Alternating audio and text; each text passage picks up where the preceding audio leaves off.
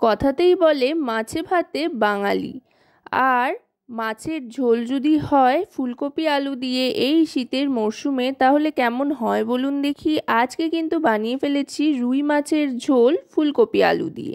এর জন্য প্রথমেই নুন হলুদ মাখিয়ে রাখা রুই মাছের পিসগুলোকে ভালো করে সাদা তেলে ভেজে নিতে হবে। একটু কড়া করে ভাজলে কিন্তু মন্দ লাগবে না, অন্তত এই রেসিপিটার জন্য।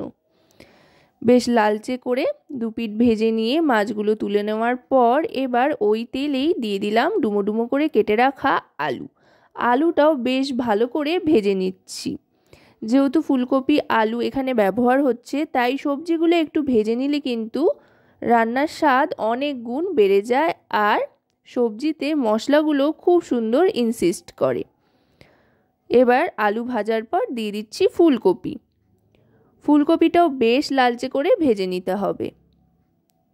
একটু সময় হাতে নিয়ে মিডিয়াম টু লো ফ্লেমে ফুলকপির লালচে রং আসা পর্যন্ত ভেজে নিয়ে তারপর ফুলকপিগুলো তুলে নিতে হবে।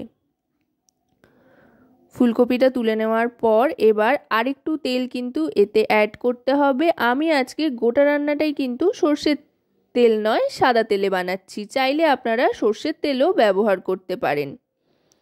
এবার এই তেলেই ফোড়ন দিয়ে দিলাম গোটা গরম মশলা আর সাদা জিরে, হাফ টিস্পুন পরিমাণে সাদা জিরে দিলাম আর দিয়ে দিলাম দুটো তেজপাতা।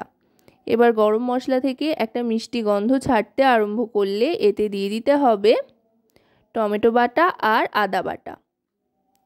আজকে কিন্তু এই রান্নাতে পেঁয়াজ বা রসুনের ব্যবহার করছি না, শুধু আদা বাটা আর টমেটো বাটা দিয়ে রান্না করছি। একবার এইভাবে বানিয়ে দেখতে পারেন, খুব সুন্দর কিন্তু একটা স্বাদ আসবে। এবার গ্যাসের ফ্লেমটা একেবারে লোতে করে দিয়ে দিলাম হলুদ গুঁড়ো 1 টিস্পুন পরিমাণে, তারপর দিয়ে দিলাম রোস্টেড ধনে আর জিরে গুঁড়ো 2 টিস্পুন পরিমাণে, সাথে Kashmiri red chilli powder 1 teaspoon পরিমাণে আর পরিমাণ মতো লবণ। এবার ভালো করে মশলাটা কষিয়ে নিতে হবে যতক্ষণ পর্যন্ত না মশলা থেকে তেল ছাড়ছে। দেখুন মশলায় কিন্তু খুব সুন্দর একটা ডার্ক কালার চলে এসছে। এবার ভেজে রাখা আলু আর ফুলকপিটা দিয়ে ভালো করে মিশিয়ে নেব। গ্যাসের ফ্লেমটা কিন্তু মিডিয়াম টু লোর মধ্যেই রাখতে হবে, এখন বাড়ালে কিন্তু লেগে ধরতে পারে নিচে। ভালো করে এবার মিশিয়ে নিয়ে মশলার সাথে ফুলকপি আলু এতে দিয়ে দিচ্ছি খুবই সামান্য পরিমাণে জল। যেহেতু সেদ্ধর জন্য জল দিচ্ছি তাই বেশি জল দেওয়ার কিন্তু প্রয়োজন নেই, কারণ কি না দুটোই যেহেতু ভাজা তাই সেদ্ধ হতে খুব একটা বেশি সময় লাগবে না আর জলও খুব একটা বেশি লাগবে না। এখন কিন্তু গ্যাসের ফ্লেমটা একদম লোতে করে দিয়ে ঢাকনা দিয়ে দিতে হবে। মিনিট 4 থেকে 5 মতো অপেক্ষা করে ঢাকনাটা সরিয়ে নেব। দেখুন দারুণ সুন্দর একটা টেক্সচার কিন্তু চলে এসছে, তেল ছাড়তে আরম্ভ করেছে। আশা করব রেসিপিটি আপনাদের ভালো লাগবে। ভালো লাগলে অবশ্যই রান্নাবাটি চ্যানেলটিকে সাবস্ক্রাইব করে লাইক শেয়ার কমেন্টের মাধ্যমে আমাদের পাশে থাকবেন। আপনাদের একটা লাইক শেয়ার কিন্তু আমাদেরকে অনেক উৎসাহিত করে নতুন নতুন ভিডিও তৈরির জন্য, তাই লাইক কমেন্ট করে আমাদের পাশে থাকুন।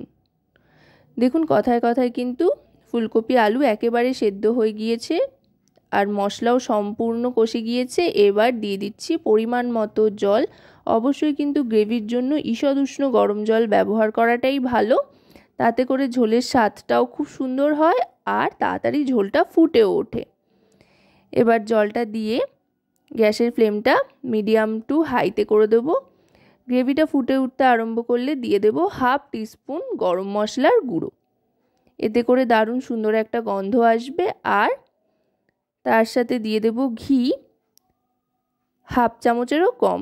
চাইলে আপনারা ঘিটা অ্যাভয়েড করতে পারেন, তবে দিলে কিন্তু দারুণ সুন্দর একটা ফ্লেভার আসে আর ওপর থেকে কিন্তু তেলটা খুব সুন্দর ভেসে ওঠে তাতে। এবার দেখুন ঝোলটা কিন্তু একদম তৈরি হয়ে গিয়েছে। মাছটা দিয়ে দিচ্ছি, মাছটা দিয়ে একটু ফুটিয়ে নেব আর মাছগুলো এপিট ওপিট করে নেব, এতে করে মাছের মধ্যে গ্রেভিটা ইনসিস্ট হবে। দেখুন দারুণ সুন্দর টেক্সচার কিন্তু চলে এসছে। এবার গ্যাসটা অফ করে দিয়ে আস্তে আস্তে সার্ভ করতে শুরু করব। তো আজকের এই রেসিপিটি আপনাদের কেমন লাগলো সেটা কিন্তু অবশ্যই আমাকে কমেন্টের মাধ্যমে জানাতে ভুলবেন না। সকলে খুব ভালো থাকবেন ও সুস্থ থাকবেন এবং রান্নাবাটির সাথে থাকবেন। আজকের মতো তবে এ পর্যন্তই, আবার চলে আসবো খুব শিগগির।